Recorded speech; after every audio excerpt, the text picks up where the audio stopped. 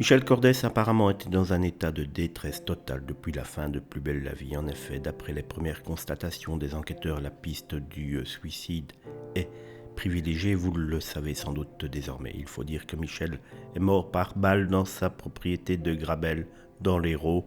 Et dès qu'on a appris cette information, évidemment, la piste, l'idée en tout cas du suicide, nous est venue très rapidement. C'est une maison qu'il avait acquise maintenant il y a un peu plus d'un an et c'est donc là qu'il aurait laissé une lettre d'adieu derrière lui.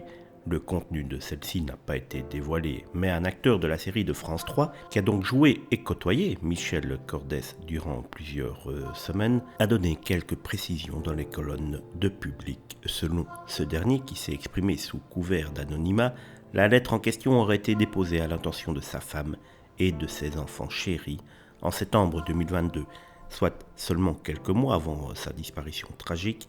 Michel avait en effet révélé être en couple depuis peu dans les colonnes du Parisien, une femme qui doit se poser beaucoup de questions comme tout le monde ce matin sur les raisons exactes du geste tout à fait insensé de Michel Cordès, même si on peut se douter que le retour à l'anonymat après avoir été un des acteurs phares de la série mythique Plus belle la vie durant de très nombreuses années n'a pas dû être facile à gérer pour l'homme.